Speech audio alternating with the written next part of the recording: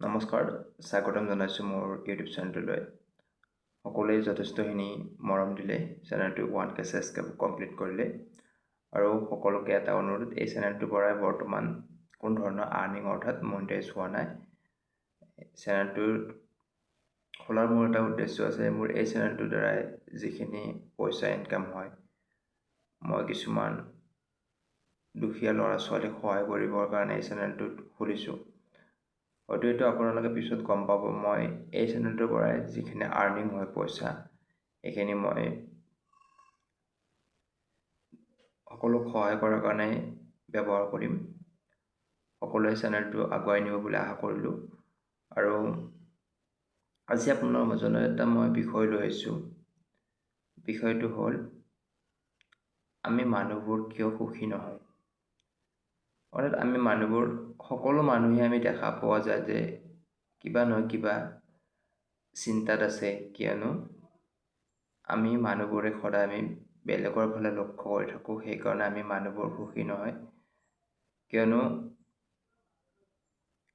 কাৰোবাৰ যদি এখন চাইকেল আছে, তেওঁ এইটো বিচাৰে যদি মোৰ এখন বাইক থাকিলহেঁতেন ভাল হ'লহেঁতেন, অতি সোনকালে ক'ৰবালৈ যাব পাৰিলোহেঁতেন।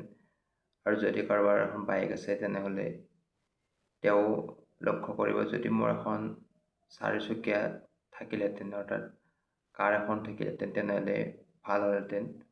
তেওঁ সেই বাইক থকাজনে কাৰ থকাজনৰ ফালে চাই, অৰ্থাৎ তেওঁ চিন্তাত থাকে আৰু তেওঁ সুখত থাকিব নোৱাৰে, কাৰণ তেওঁৰ মতে তেওঁকো কাৰ লাগে। চাইকেল থকাসকলে ভাবে যদি এখন বাইক থাকিলে তেওঁ বাইকৰ চিন্তাতে সুখী হ'ব নোৱাৰে।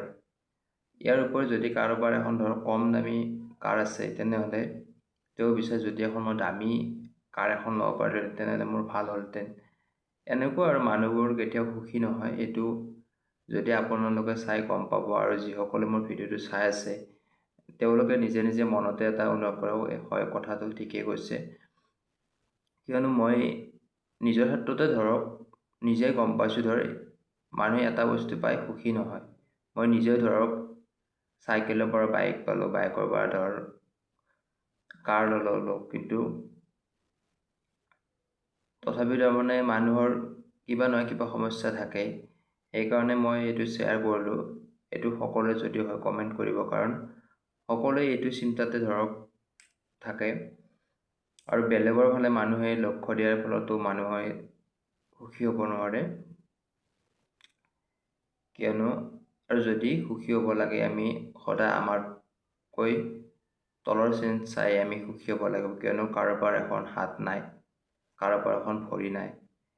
তেওঁলোকৰ ফালে চালে হয়তো আমাৰ এনেকুৱা এটা ভাৱ হ'ব, হয় আমাক আল্লাহ বা ভগৱানে এটা সুস্থ শৰীৰ দিছে, সেইকাৰণে আমি আজি চলন ফুৰণ কৰি থাকিব পাৰিছোঁ। আৰু সকলোকে মই এটা অনুৰোধ কৰোঁ, যাতে এইটো মনত ৰাখিব, যাতে যদি আপোনাৰ কোনো বেমাৰ নাই, আপোনাৰ কোনো ধৰণৰ হাত ভৰি বা শৰীৰৰ অংগত কোনো ধৰণৰ ক্ষতি হোৱা নাই, বা আপুনি সুস্থভাৱে চলি আছে, তেনেহ'লে আপুনি এই পৃথিৱীত সকলোতকৈ সুখী। কিয়নো কিছুমান হয়তো মেডিকেলত পৰি আছে, তেওঁলোকে ভালকৈ খাব পৰা নাই, কাৰণ তেওঁলোকে জীৱন মৰণৰ লগত যুঁজি আছে। সেইকাৰণে মই সকলোকে এটা অনুৰোধ কৰোঁ, সকলোৱে নিজৰ যিখিনি আছে চেষ্টা কৰক, উন্নতি কৰাৰ কাৰণে চেষ্টা কৰক, কিন্তু পাগল নহ'ব উন্নতি কৰাৰ কাৰণে, কিয়নো তেতিয়া আপুনি এইটো সুখৰ পৰা দূৰত থাকিব। সেইকাৰণে সকলোকে এটা অনুৰোধ জনালোঁ, আপোনালোকে যিটো অৱস্থাত আছে তাক লৈ সুখী থাকক, কিন্তু আগলৈ আগুৱাই যোৱাৰ কাৰণে চেষ্টা কৰি থাকক। তাৰে আশা কৰি যে ইমানতে মুক্ত কৰিছোঁ। যদি ভাল লাগিছে চেনেলটো ছাবস্ক্ৰাইব কৰি আহিব বুলি আশা কৰি ইমানতে মুক্ত কৰিছোঁ। নমস্কাৰ।